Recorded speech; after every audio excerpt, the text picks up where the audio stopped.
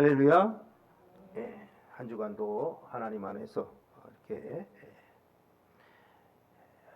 먼 길 다녀오신 분도 계시고 그렇게 해서 이렇게 건강한 모습으로 함께 하나님을 섬기게 되신 하나님의 저와 여러분 예수님의 이름으로 축복합니다. 오늘 말씀의 제목은 가인과 아벨의 의미라는 말씀으로 함께 은혜 더 나누려고 해요. 가인과 아벨의 이 의미라는 이 말씀을 전에도 한번 함께 상고했지만 더 우리가 우리 심령에 더 새겨주기 위해서 오늘도 가인과 아벨의 의미라는 말씀의 제목으로 함께 하려 합니다. 선악과라고 하는 우리 창세기의 말씀이 있죠. 선악과를 따먹은 아담과 하와. 이 선악과의 열매는 선과 악의 요소들이겠죠.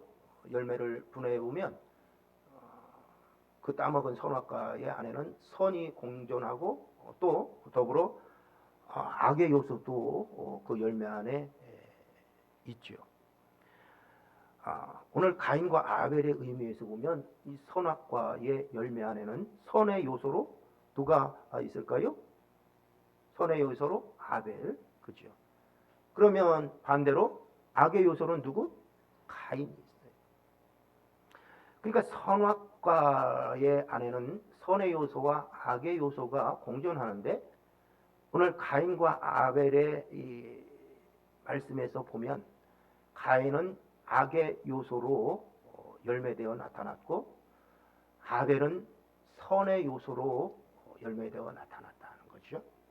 그러니까 아담과 하와가 동침해서 낳은 이 자녀가 가인과 아벨이었는데 그들이 동침하여 자녀를 낳을 전에 선악과를 따먹은 그 이유로 해서 가인과 아벨을 얻었는데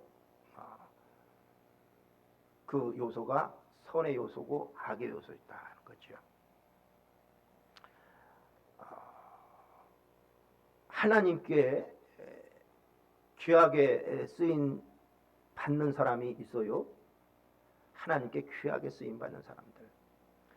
우리가 잘 알죠?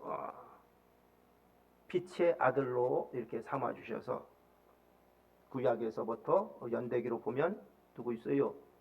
모세, 출애굽 시대의 모세, 또 여호수아의 가나안 정복 시대의 여호수아, 또 갈렙 있고, 그죠? 그 다음에 사사 시대에는 누가 있을까요? 삼손. 그 다음에 또 엘리 시대와 또 사무엘 시대가 있는 사무엘. 그 다음에 또 우리가 잘 아는 다윗, 그죠? 그 다음에 다윗의 아들 솔로몬. 솔로몬이 성전을 짓고 하나님 앞에 구할 때 내게 무엇을 줄꼬 라고 할 때 그가 지혜를 달라고 해서 하나님께서 지혜를 주신 하나님께서 쓰신 이 솔로몬. 그 다음에 다윗을 옆에서 권면하면서 하나님 앞에 회개의 눈으로 침상까지 적시게 했던 누구요? 나단 선지자. 나단 선지자. 또 우리가 잘 아는 이 남유다의 선지자, 잘 아는 선지자죠. 에레미야, 그죠? 그래야 부르짖어라. 기도의 119, 에레미야 33장, 그죠? 기도의 부르짖. 이 에레미야. 그 다음에 이사야의 45장에 나오는 고레스 왕, 그죠? 고레스 왕. 또 죽으면 죽으리라 에스더. 또 바벨론에서 포로 귀환할 때 쓰셨던 하나님의 선지자 수룹바벨. 그죠? 그 이후에 학계, 스가랴, 말라기 선지자들. 신약의 사도 바울을 포함한 예수님의 12제자들. 다 이들은 하나님께 귀하게 쓰임받는 사람들이었죠. 우리 큰 기쁨 교회를 섬기시는 저와 성도님들 여러분 모두가 이렇게 하나님께 귀하게 쓰임받는 믿음의 사람 다 되시길 예수님으로 축복합니다. 소망이에요. 그래서 저와 여러분이 하나님께서 귀하게 쓰임받는 이 시대에 귀하게 쓰임받는 또 우리의 섬김을 통해서 우리의 후손이 귀하게 하나님을 섬길 수 있는 이 미랄이 될 수 있도록 하나님께서 더욱더 그릇을 확장시켜 주시고, 그릇을 확장시켜 주는 이유가 뭐예요? 그 안에 담을 것이 많게 하기 위해서. 저와 여러분을 오늘 이 시간에도 우리의 삶에도 하나님께서 늘 더 크게 빚어가 주시는 줄 믿습니다. 반면에 쓰임받지 못한 사람도 있더라는 거예요. 쓰임받지 못한 사람.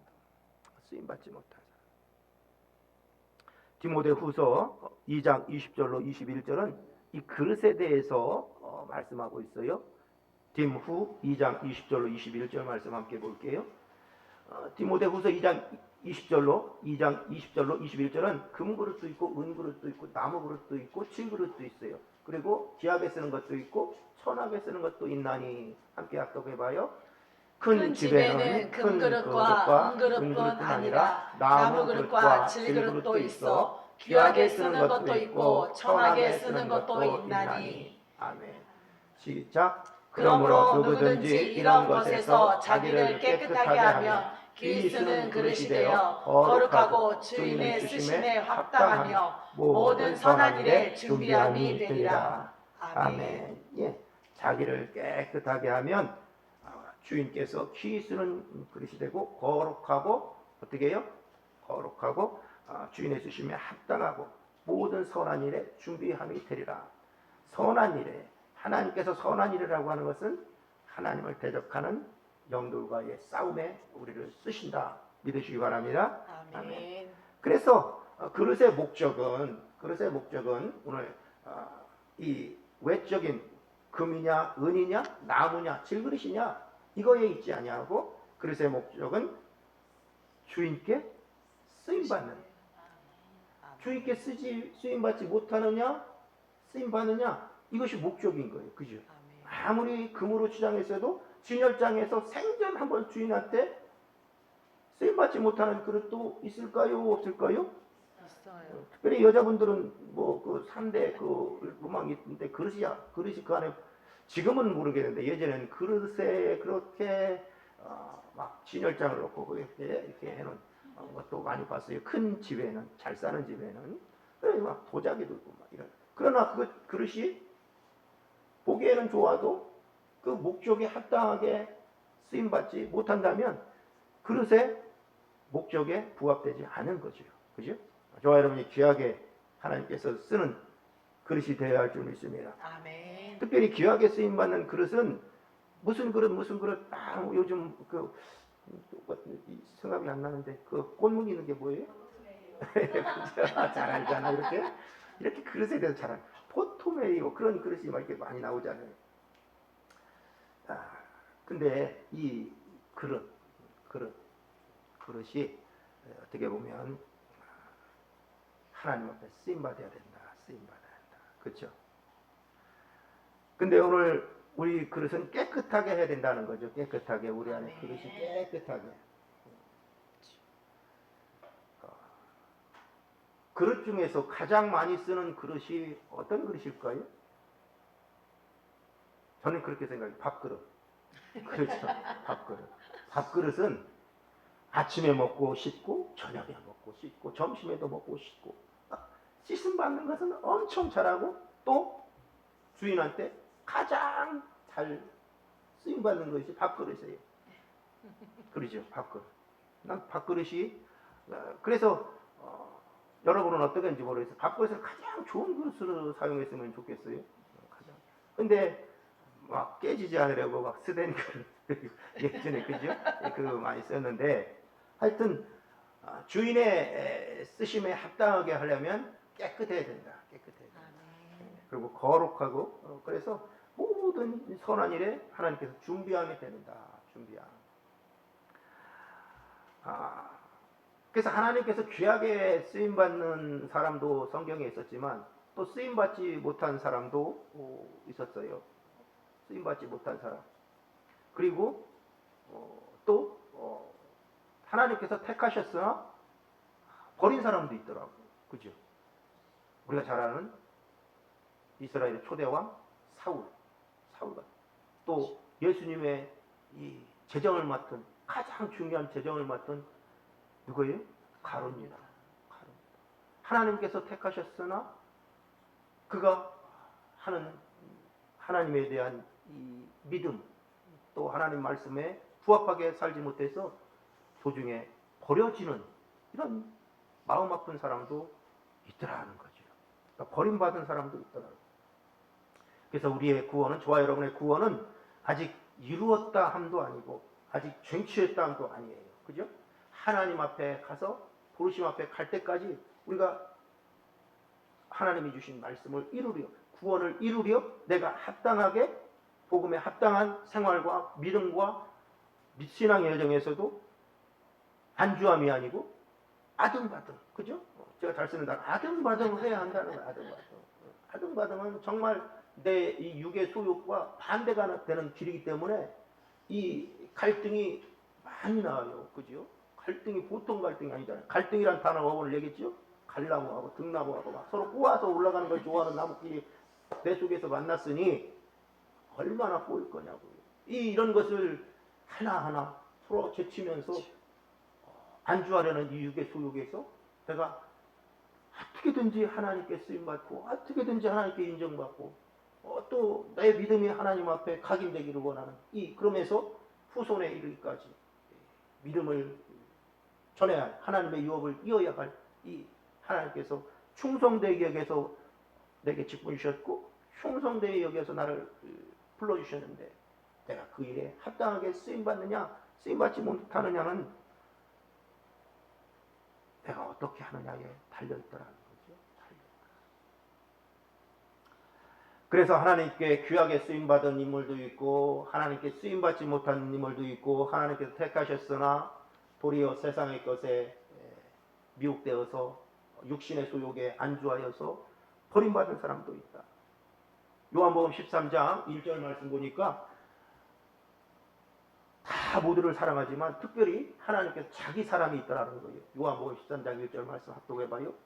6월절 전에 예수께서 자기가 세상을 떠나 아버지께로 돌아가실 때가 이른 줄 아시고 세상에 있는 자기 사람들을 사랑하시되 끝까지 사랑하시니라. 세상에 아멘. 있는 자기 사람들을 사랑했다는 거예요. 아멘. 하나님의 소유가 된 사람들이 있다는 거예요. 아멘. 하나님 모든 백성이 하나님 앞에 돌아가기를 원하시지만 특별히 그 사람들을 통해서 하나님의 유업을 입고 그 사람들을 통해서 하나님을 전파하고 복음을 전케하는 하나님께서 사랑하는 하나님의 사람들이 저와 여러분 되시기를 축원합니다. 아멘.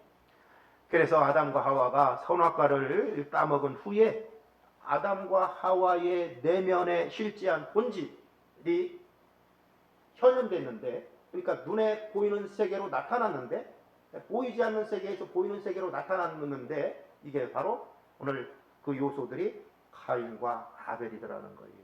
선의 요사, 선악과를 따먹었으니까 선의 요소도 들어있을 것이고 그 안에 악의 요소도 있는데 선의 요새는 아벨, 악의 요새는 가인으로 아담과 하와의 내면의 마음속에 있는 이 선악과를 따먹은 후에 이 변화가 보이는 것으로 나타나더라는 거죠. 나타났다.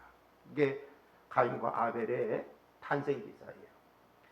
그러니까 아담과 하와의 내면에 실제한 본질이 무엇이냐를 눈으로 보게 하신 것이 바로 그의 첫 아들 가인과 가인의 아우 아벨이 있다는 거죠. 창세기 12장, 창세기 4장 12절 말씀 함께 보도록 해요. 창세기 4장 12절은 창세기 4장 12절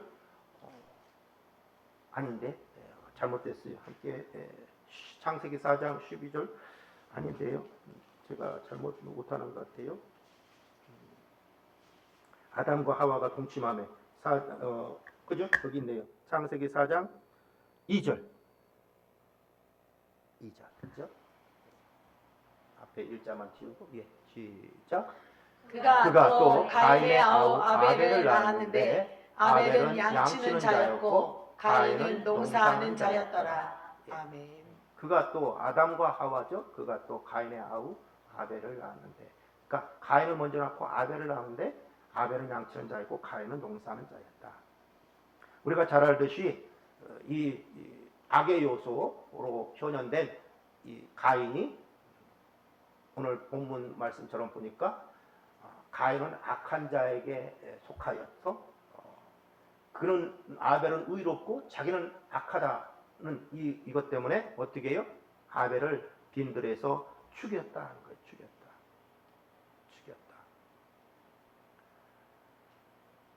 그래서 하나님과의 관계가 깨어진 가인이에요. 하나님과의 관계가. 시기와 질투와 분노의 사람 가인이에요. 악의 요소들이겠죠. 시기, 질투, 분노 이런 것이 그런 것으로 인해서 가인이 하나님께 예물이 연락된 아벨을 시기하고 질투하고 또 그 분노가 살인으로 이어지고 이게 악의 요소들이 된 거죠. 그 악의 요소들이 가인의 본질이었는데 그 가인의 본질이 이제 요소들이 나타나서 악한 영의 일을 하고 있는 거죠. 분노로. 그래서 하나님께 대한 분노가 또 그 안에 있더라는 거예요. 그 분노가 어떻게 표출돼요? 말로 표출되더라는 거죠. 빈들에서 자기 동생 아벨을 쳐 죽였는데 하나님께서 모르신다는 것은 그의 마음의 모든 생각에 하나님 영역 밖에 자기가 있었다고 생각하는 그 자체에 하나님을 속일 수 있다고 생각하는 거예요. 하나님이 물어요. 아벨의 이 통곡 소리가 땅에서부터 핏소리가 들려서 하나님께 상달돼서 하나님께서 가인에게 내 아우 아벨이 어디 있느냐라고 물을 때 가인이 어떻게 얘기해요? 내가 내 동생 아벨을 지키는 자이니까 라고 그가 하나님 앞에 대한 분노가 뭘로 나왔어요? 말로 나왔어요. 말로.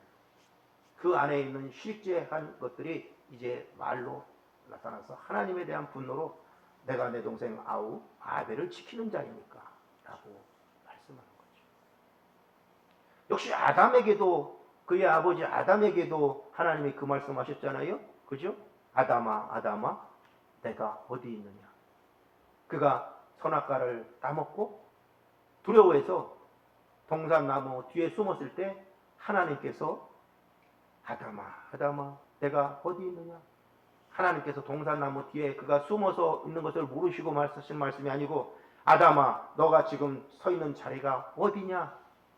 하나님이 원하시는 자리냐 아니면 악한 영이 데리고 간 죄의 자리냐 라고 그의 심령에 하나님께서 질문하시는 거예요. 그럴 때 회개하고 돌아오면 하나님께서 받으시는 줄 믿으시기 바랍니다. 아멘. 근데 아담은 그렇지 않았어요. 그렇지 아니하고 자기의 벌거벗은 몸을 보고 스스로 나뭇잎으로 가리고 그랬잖아요. 우리가 잘 알듯이 나뭇잎은 빛이 강하게 내리쬐면 수치가 드러나는 줄 믿습니다. 무슨 말인지 물어요? 나뭇잎을 가르면 뭐예요? 잠시는 가릴 수 있겠죠. 죄의 모습을 잠시는 가릴 수 있겠죠. 스스로 가릴 수는 있겠죠. 그러나 하나님의 빛이 내리쬐면 무화과 나뭇잎은 시들어서 결론은 하나 둘씩 수치가 드러나서 결론은 스스로의 노력은 아무것도 할 수 없다는 것을 창세기 아담을 통해서 우리에게 말씀하고 계시는 거죠. 스스로 아무리 가리려고 해도 하나님의 빛이 임하면 그것은 아무 소재도 될 수 없다.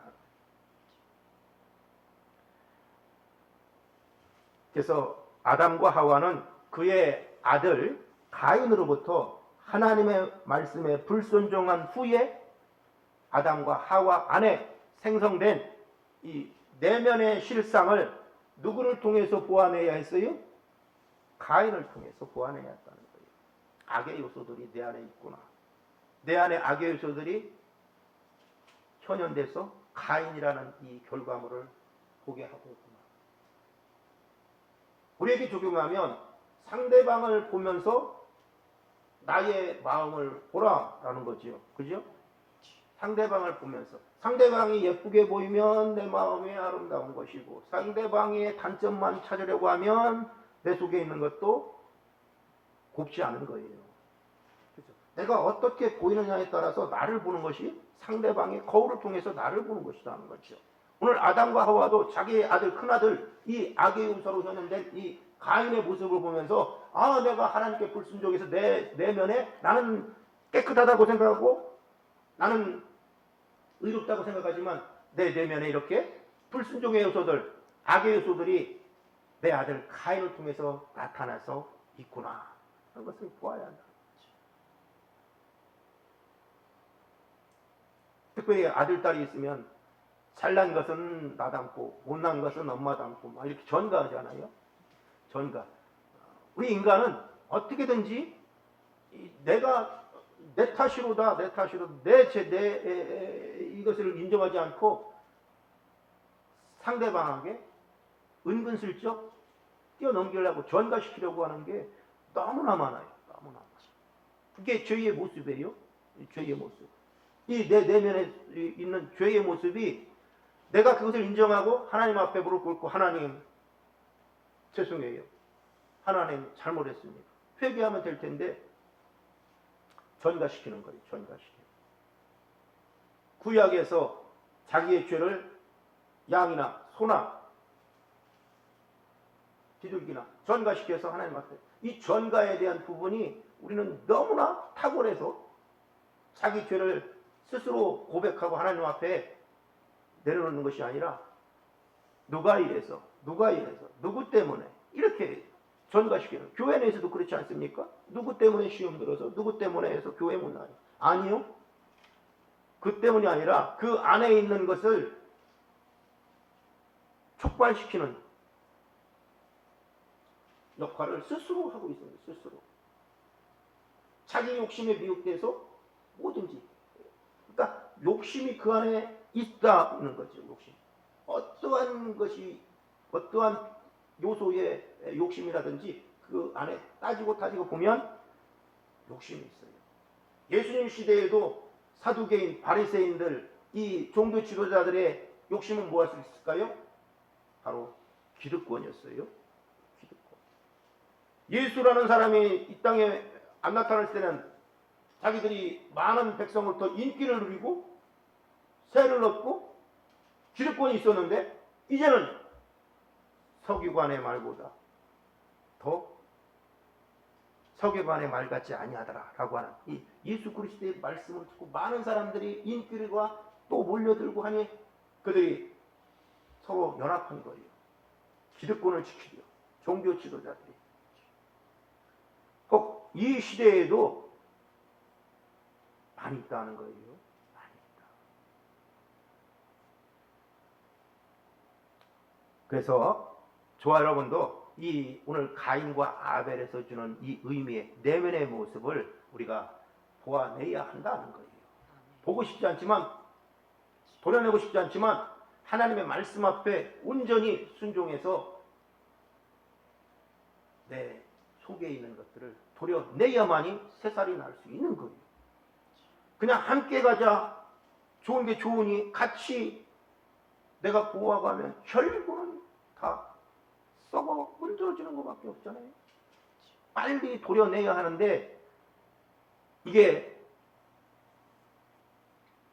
우리가 그렇잖아요. 수술실에 가면 본인도 사인해야 되고 부모도 사인해야 되고 아는 지인들도 사인해야 되잖아요. 이게 사인해야 돼야 수술이 되는 거잖아요. 죽을지도 모르니까. 그러니까 본인이 사인하지 아니하면서 자꾸 의뢰하는 격이 혹 우리의 모습이 아니었나 이렇게 돌아봐야 된다. 사도 바울은 우리 인간 내면에 깃들인 이 악의 요소와 선의 요소가 항상 충돌하는 것. 무슨 일 사사건건마다 이 악의 요소와 선의 요소가 충돌하는 거예요. 저와 여러분의 마음 안에서 오늘 교회 갈까? 다음 주에 그냥 가지 뭐. 핑계 있지. 좋은 핑계 뭘까? 이런 부분들이 어제는 생각이 이랬는데 오늘은 또 바뀌고 이런 막 전화 못 상한 거. 내 마음 안에서 어제는 햇빛 쬐는데 오늘은 파도 치고 막 이렇게 아주 본인 스스로도 힘들어하는 그 사도 바울의 고백이 그거 아니냐고요. 손의 요소, 악의 요소가 충돌해서 오라 나는 곤고한 자로가 이 사망의 몸에서 누가 나를 건져내랴 라고 하는 바울 스스로의 고백이 이 마음의 내면 안에서 항상 이렇게 충돌하더라는 거예요. 악의 요소와 선의 요소. 하나님의 법을 지키려고 해. 마음은 있으다. 마음은 원인데 이 악의 요소가 그냥 또 치고 올라오는 거죠. 항상 우리는 그런 거에 노출되어 있잖아요. 우리의 삶에. 꼭 믿음이란 신앙이라는 것을 아니라도 어떤 것을 이렇게 제일 그냥 비유되기 심하면 짜장면과 짬뽕을 먹을 것인가 짜장면을 먹을 것인가 이 선택하는 거 그죠? 선택의 기로에서 장애가 있는 사람들이 엄청 많아요. 그래서 짬짜면이라는 것이 아주 잘 팔릴 수 있는 그런 요소들이 있을 거예요. 하여튼 우리의 시작이 있는 곳에는 이렇게 이 선택의 이 장애 어떤 부분 하나님께 향할까? 아니면 세상에 있는 걸로 그냥 가인처럼 하나님 영역 밖에 슬그머니 있어도 모르실 거야. 슬그머니 해도 하나님 모르실 거야. 라고 하는 그런 것으로 내 육의 소욕에 안주하고 그렇지는 않아. 그래서 사도 바울은 이 육의 성품, 이 육의 소욕에서 나오는 것이 바로 악의 요소더라. 악의 요소. 로마서 7장 21절은 이렇게 말씀하고 있어요. 그러니까 선악과를 먹은 이후에 이제 신약 시대로 오면은 이것이 구약에서는 선악과라는 이 열매 이것이지만 창세기에서 로마서 이 신약으로 오면 이것이 영육과가 되는 거예요. 그죠? 영육과. 이해되세요? 선악과 이꼬로 영육과인 거예요. 구약에서는 선악과, 선과 악의 요소들, 신약에서는 이 영과 육에 대한 대결인 거죠. 내 안에서 이 하나님 주신 영과 이 육의 속성들이 항상 이 대립하는 거예요. 항상 충돌하는 거예요. 그래서 사도 바울이 이것을 깨닫고 방금 말한 로마서 7장 21절 합독해봐요. 그러므로 내가 한 법을 깨달았노니 곧 선을 행하기 원하는 나에게 악이 함께 있는 것이로다. 아멘. 그러니까 내면에 사도 바울의 내면의 실상이 바로 이런 거죠. 내면. 내가 한 법을 깨달았는데 곧 하나님께 향해서 이 선을 행하기 원하는 나에게도 악이 함께 있는 것이구나. 그래서 오라 나는 곤고한 자로구나. 곤고한 자. 이것이 불순종으로 말미암은 아담과 하와의 진 면목인 것이죠. 그 내면의 실상이 분리되어서 노출되어서 드러난 것이 바로 그 열매가 가인이었고 그 열매가 아벨이었다는 거죠. 그러니까 가인과 아벨이 저와 여러분 안에 항상 어떻게 해요? 존재하고 있는 거예요. 존재하고 있는 거예요. 그런데 바울은 이어서 그 악이 다름 아닌 육의 소욕에서 나오는 것이다. 육의 소욕. 그러니까 오늘 말씀 본문에서 보는 로마서 8장 1절로 14절 말씀은 육의 일을 생각하는 것은 그죠? 육의 일을 생각하고 영의 일을 생각합니까? 영의 일을 생각하고. 그러니까 육은 하나님을 섬길 수도 없고 하나님과 원수되고 그죠? 육의 속성들이 그렇다는 거예요. 그래서 그 악한 요소가 육의 성품, 육의 소욕에서 나오는 것이다라는 거예요. 나오는 것이다. 그러니까 영육과의 싸움은 선악과 이 악의 부분이 노출된 것으로 드러나는 것이 이 신약에서 보니까 이 육의 소욕들이더라는 거예요. 그래서 내가 곧 길이요 진리요 생명이라 말씀하신 주님께서 내 말이 영이요 생명이라고 말씀합니다. 그러니까 하나님 말씀이 영이고 생명이라는 거죠. 이 말씀을 먹어야 내 영이 살아날 수 있다는 거예요. 살아날 수 있다.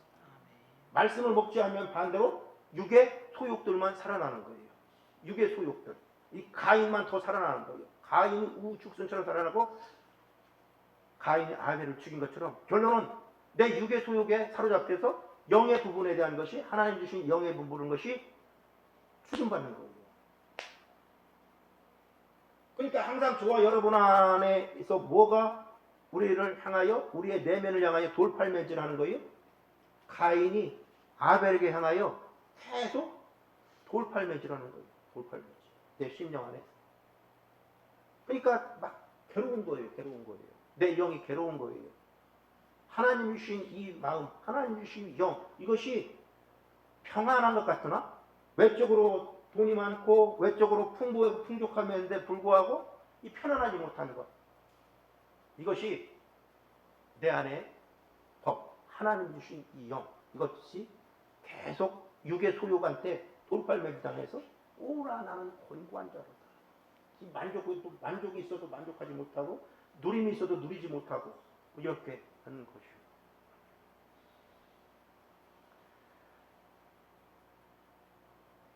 그래서 로마서 7장 22, 23절 계속해서 보시겠어요? 화살표로 22절, 23절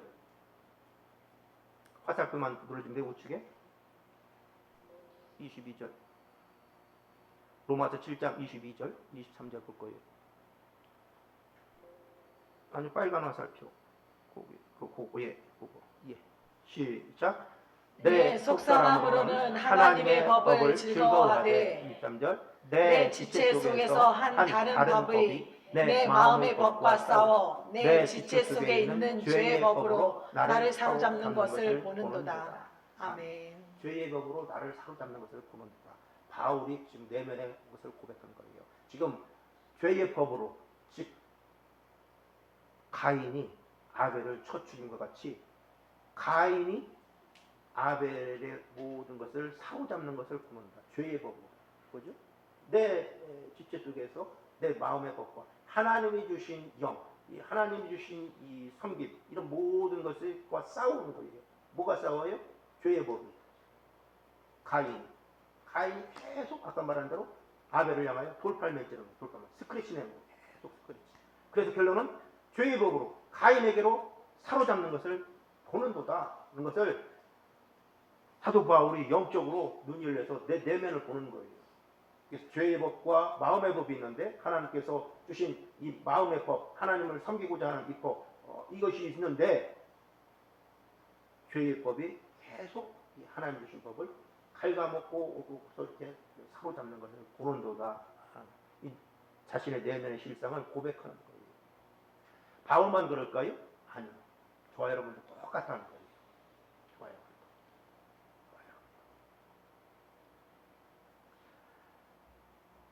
그래서 다시 말씀드리면 구약 성경의 가인과 아벨의 이야기는 신약 성경 로마서 오늘 보면 8장에서 설파한 바울의 이 영육의 법 이야기의 원형이 바로 가인과 아벨인 거예요. 내 속에 마음의 법, 죄의 법, 이것이 충돌하는 것. 창세기에는 가인과 아벨이 충돌해서 시기와 질투, 분노로 아벨을 가인이 쳐 죽이는 것. 이것이죠. 결론은 선의 요소가 악의 요소에게 진 거예요. 가인과 아벨. 선의 요소가 악의 요소한테 진 거예요. 그러니까 아벨이 형 가인한테 죽음을 당한 거예요. 그러니까 하나님의 영이 있었는데 하나님의 영이 이 세상의 법, 악의 요소한테 진 거예요.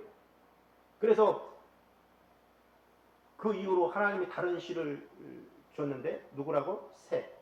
셋이죠. 그 셋이 이제 다른 씨예요. 다른 씨.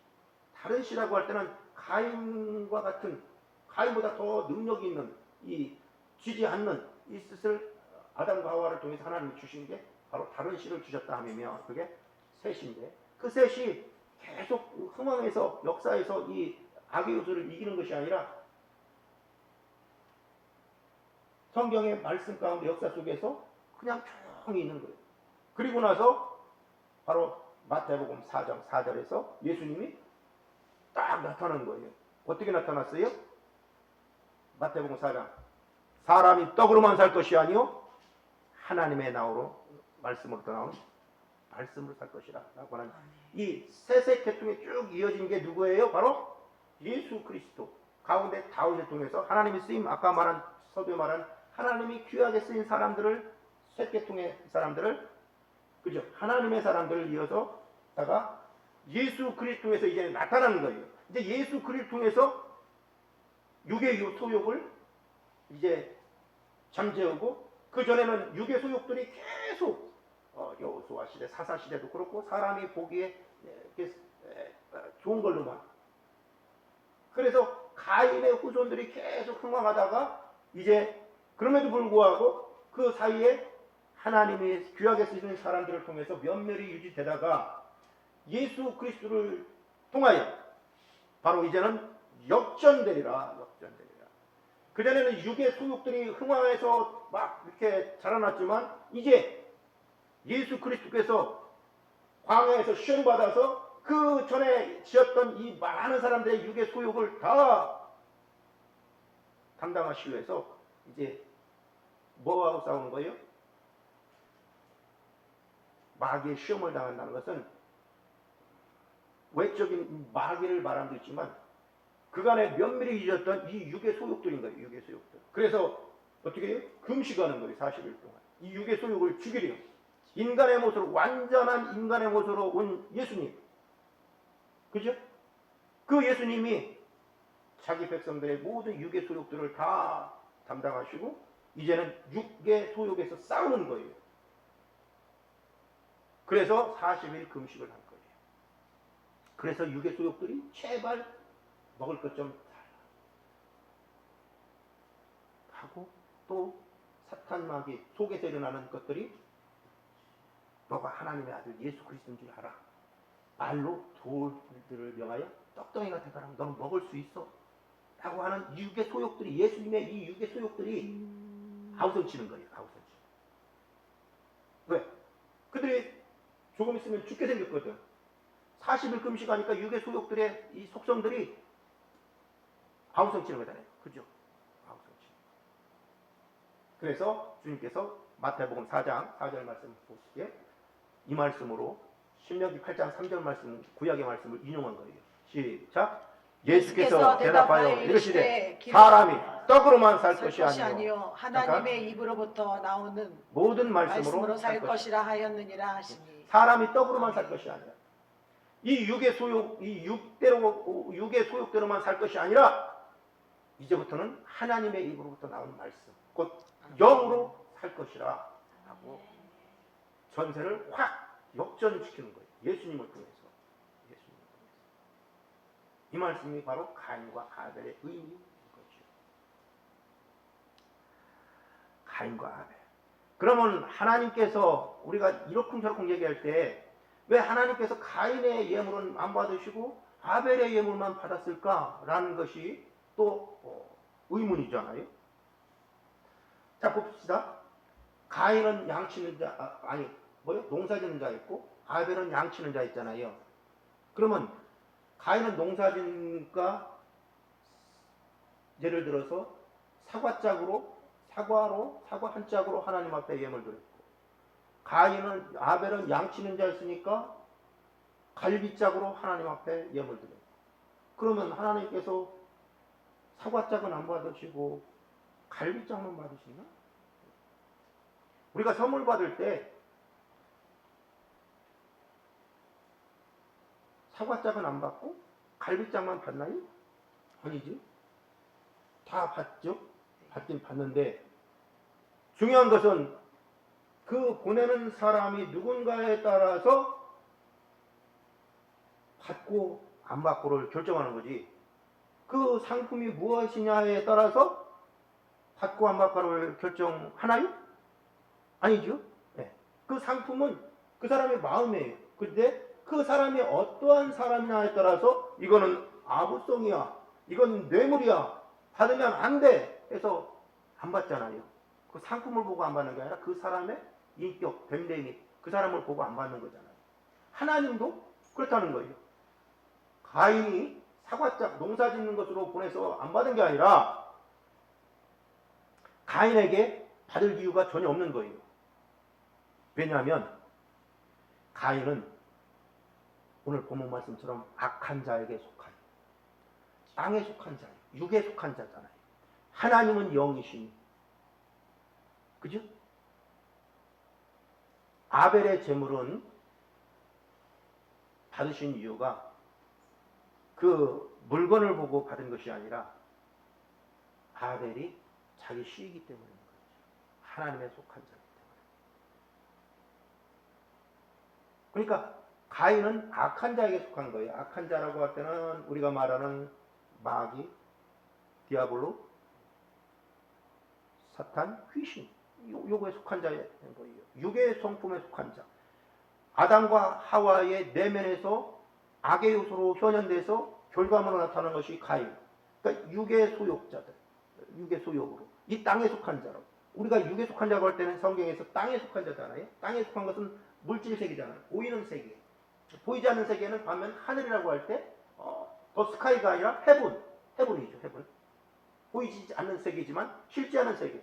그러니까 보이는 세계와 보이지 않는 세계는 하나님의 위대하신 창조의 결과물들인데 이 보이는 세계와 보이지 않는 세계를 땅으로 얘기하고 성경에서는 하늘로 표현하고 있는 거죠. 그래서 하나님과 분리된 존재가 바로 가인이었다는 거예요. 그래서 가인의 존재를 보고 하나님께서 예물을 받지 않으신 것이지 그냥 쉽게 생각한 문자대로 농산물은 안 받고 그냥 생명이 있는 이것은 받았다 이렇게 말하는 사람도 예전에 많이 있었죠. 그렇지 않다는 거예요. 가인은 제물을 바칠 아무런 존재도 하나님께서는 그 이유도 갖지 못한 존재였다. 그러니까 육의 성품으로는 하나님과 관계를 맺을 수 없다라는 것을 오늘 본문 로마서 8장에서는 말씀하고 있잖아요. 로마서 8장 4절로 5절 6절까지 한번 볼게요. 아까 오늘 본문 말씀이에요. 로마서 8장 4절부터 7절까지 볼게요. 시작. 육신을 따르지 않고 그 영을 따라 행하는 우리에게 율법의 요구가 이루어지게 하려 하심이라. 육신을 따르는 자는 육신의 일을, 영을 따르는 자는 영의 일을 생각하나니 육신의 생각은 사망이요 영의 생각은 생명과 평안이니라. 7절. 육신의 생각은 시작. 육신의 생각은 하나님과 원수가 되나니 이는 하나님의 법에 굴복하지 아니할 뿐 아니라 할 수도 없습니다. 아멘. 그래서 요한복음 6장 63절은 주님께서 우리에게 말씀하세요. 요한복음 6장 63절은 살리는 것은 영이다. 육은 무익하다. 요한복음 6장 63절이요.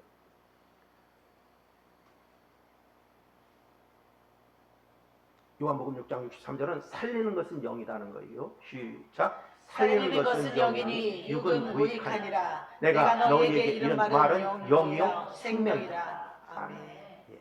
그러니까 살리는 것은 영이다. 뭘 살리는 것은.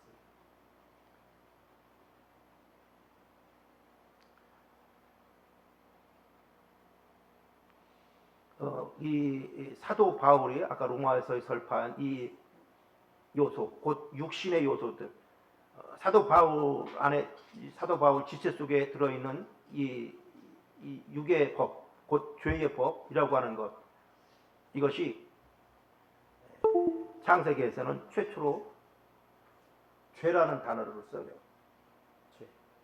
죄가 이런 것이야 라는 것을 말씀하고, 창세기 4장 7절 말씀 볼게요. 창세기 4장 7절은 이 죄라는 단어를 최초로 쓰시고 계세요. 시작. 내가 선을 행하면 어찌 낯을 들지 못하겠느냐. 선을 행하지 아니하면 죄가 눈에 엎드려 있느니라. 죄가 너를 원하나 너는 죄를 다스릴지니라. 아멘. 이 죄라는 단어를 창세기에서 처음 하나님께서 쓰셔요. 선을 행하면 너가 어찌 낯을 들지 못하느냐. 선을 행하지 않는 죄가, 이게 가인에게 하나님께서 하신 말씀이에요. 시기와 질투로 있는 이 가인에게 죄를 너는 다스려라. 이거 누리고 장복하고 다스려라 라고 하는 것은 이 땅에서 창세기 28장 3절 한번 볼게요. 거기에 정복하고 누리고 다스리라 라고 하는 거예요. 창세기 28장 맞나요?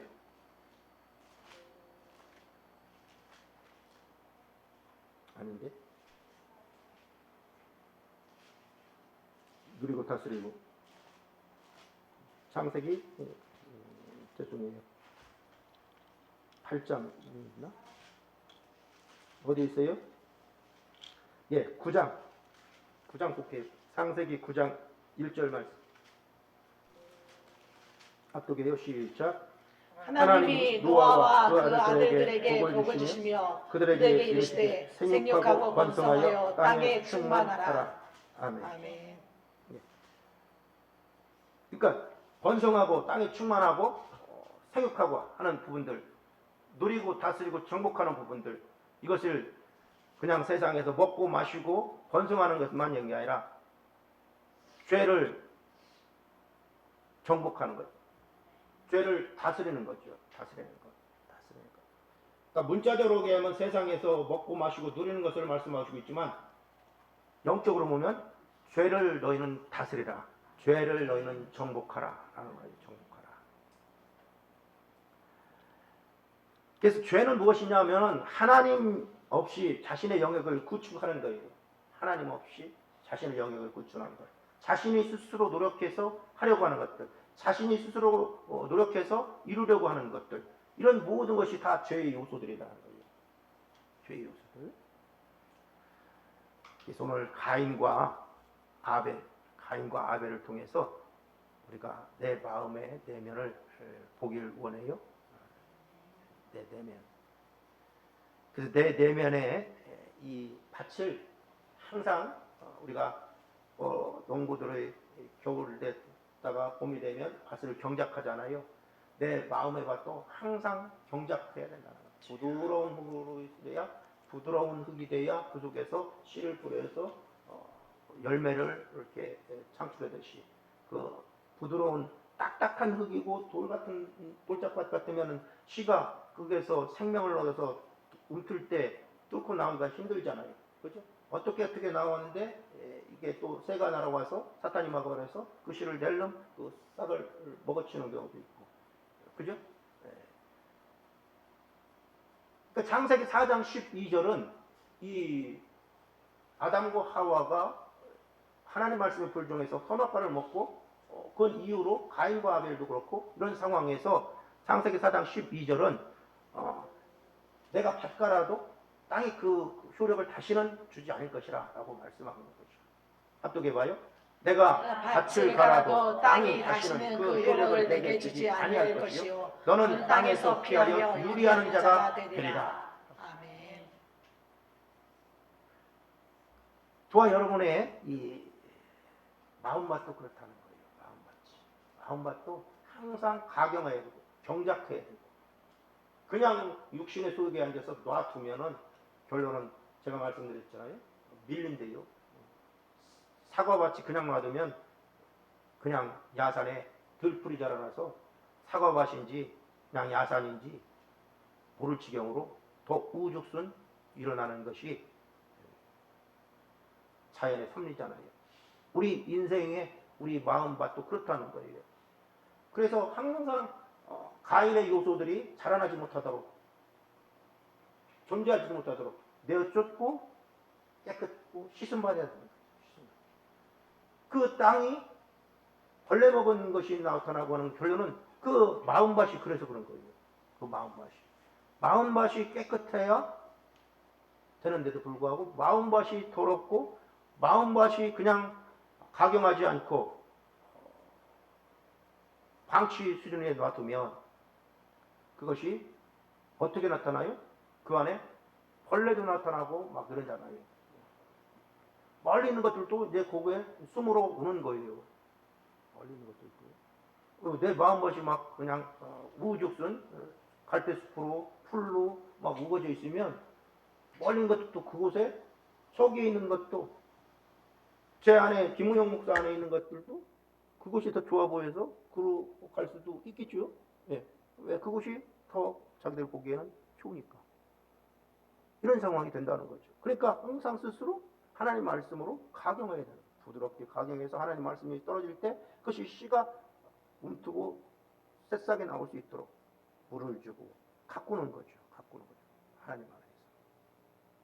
이게 아까 말한 아등바등이라는 거예요. 아등바등. 어떻게 하면 타주 죽지 않을까? 어떻게 하면 이게 잘 살아날까? 하나님 말씀의 씨가 내 안에서 잘 자라서 어떻게 하면 이 하나님 보시기에 좋았더라고 하는 것으로 내가 하나님 앞에 각인되고 인정받을 수 있을까? 이것이 내가 아등바등하지 않으면 그냥 말씀의 씨가 뿌려졌는데 그냥 놔두면 결론은 햇볕이 들어서 물을 주니까 타 죽고, 아니면 새가 날아가다가 보암직도 하고 먹음직도 하고 지혜롭고 만큼 탐스럽게도 보여서 와서 헬름 쪼아먹고, 이런 것을 내가 방치하기 때문에 그런 거예요. 그러니까 말씀을 지켜, 창세기 18장 보면 내가 말씀을 지켜, 여호와 율법을 지켜라고 할 때는 말씀을 지킨다는 거예요. 말씀을 지키지 아니하면 훔쳐가는 게 있기 때문에 지키라는 단어를 쓰셨겠죠. 지켜야 된다는 거예요. 지켜야 된다. 지켜야 된다. 지키지 아니하면 도둑질해 가는 것들이 있다는 거예요. 말씀이 곧 예수 그리스도의 영인 줄 믿습니다. 하나님의 말씀인 줄 믿습니다. 씨가 하나님의 말씀이에요. 이것들을 내가 간직하고 아둥바둥해서 하나님 앞에 도움이고 천저와 천군천사를 통해서 도와주시옵소서라고 하고, 내가 열심히 이것을 지키려 하나님 앞에 구하고 찾고 두드렸는데 그냥 놔두면 도둑질 당한다. 도둑질 당한다. 이 시간도 그랬다는 거예요. 이 시간도 저와 여러분에게 분명히 주시는 말씀이 우리 심령밭에 있는데, 이것을 다른 곳으로 나는 그냥 고무신짝, 헌신짝처럼 버리든지, 아니면 시골에서 옛사람 얘기예요. 엿받고 먹듯이 이렇게 그죠? 그 얘기하니까 갑자기 그 생각나네. 시골에 막 이렇게 뻥튀 뻥 하는 그것도 오고, 또 엿장사도 오면 그때는 아무거나 다 받았어. 찢어진 고무신도 받고, 멀쩡한 막 고무신 하나 그냥 갖다 줘. 더 큰 거 주잖아요. 처막 끝에 있는 것도 막 갖다가 주면 돈이 없으니까, 그죠? 그걸 주면 받고 먹잖아요. 그런 생각인데, 하여튼 하나님의 귀한 말씀을 그렇게 우리는 세상의 것에 바꿔 먹지는 않은가. 이렇게 오늘 가인과 아벨을 통해서 이렇게 우리의 심령을 다시금 한번 보아내야 하는 이것으로 생각해 봤습니다. 그러니까 육이 영과는 반대되는 쪽으로 항시 끌고 가고 있는 이유가 분명한 거죠. 이 육의 성품들이 영의 것은 반대되는 것으로 항상 끌고 가려고 하는 거예요. 내 옛사람과 내 옛 모든 것들이 이 하나님 주신 것과는 반대되는 것으로 막 끌고 가려고 항상 이렇게 해요. 이 말씀만 보고 마칠게요. 그러니까 세상의 모든 만물들이 다 자기네들 수준에서 자신들을 유지 보존하려고 풍요롭게 하는 이 체계를 가지고 있어요. 그죠? 모든 만물들은 아까 말씀드린 번성하는, 그런 생육하는 그런 이 체계를 하나님께서 주셨어요. 식물은 식물대로, 벌레는 벌레대로, 짐승은 짐승대로, 새는 새대로 자기들 나름의 살아 유지해 나가는 체계를 가지고 있다는 거예요. 인간의 육체 또한 육의 체계를 가지고 있어요. 육의 체계. 그렇기 때문에 먹어야 되는 거예요. 땅에서 나는 것을 먹어야, 육은 땅에서 나는 것을 먹어야 우리가 살아갈 수 있어요. 근데 그 육의 체계 속에, 육의 이 체계 속에 사단이 역사하는 거예요. 사단. 이 육의 체계 속에. 그러니까 육의 속성으로는 결론은 하나님과 반대되는 것으로 갈 수밖에 없다는 거예요. 그러니까 육은 육이므로 물질로 되어 있으므로 물질을 섭취해야 되는 거죠. 물질을. 그렇기 때문에 끊임없이 먹을 것을 찾게 마련인 거예요. 또 육이 피곤하면 쉴 곳을 찾게 마련인 거예요. 왜? 육은 그가 보존하는 데 필요한 알맞은 온도와 환경이 있고 쉼이 있어야 한다는 거예요. 그래서 그 알맞은 환경을 조성하기 위해서 끊임없이 육의 소욕들이 활동해요. 식물도 그렇고, 풀은 풀대로 그렇고, 벌레는 벌레대로 그렇고, 자신들의 체계 안에서 생육하고 번성해서 자기 확장, 자기 보존, 자기 종족, 번식을 위한 활동을 하게 되어 있다. 그러니까 육의 소욕도 또 그런 것인데, 그냥 그걸 방치하면 결론은 하나님의 이 영의 육의 소욕들이 잠식당하는 육의 소욕들로. 그러니까 항상 로마서에서 설파하는 것은 이 육의 소욕들에게 우리가 마음을 내주지 않는 거예요. 육의 소욕들에게 마음을 내주면 결론은 반비례해서 하나는 적어지는 거예요. 그러니까 내 삶의 믿음의 형태가 지금 어떤 것인가를 보완해야 할 때, 내가 육의 소욕에 많이 치우쳐져 있구나 라고 하면은 결론은 믿음의 자리에, 예배의 자리에 소홀하게 되는 것이 바로 육의 소욕에 치우게 되는 거예요. 치유. 그 관점에서 보면 영과 육의 싸우는 방법이 이제 나타난 거예요. 육은 영을 가인이 아벨을 쳐 죽이지만 그렇다고 해서 육을 우리가 죽이면 안 되잖아요. 육을 죽으면 무슨 소용이 있어요? 끝이지. 근데 이 육을 통해서 하나님께서 원하시는 방법은 이 육을 통해서 영을 더 사모하게 하시는 거예요. 이게 우리가 해야 할 일이에요. 그러니까 가만히 있으면 영이 더 이렇게 성숙해서 부흥돼서 하나님을 섬겼으면 얼마나 좋겠어요. 그러나 그 육의 소욕을 내가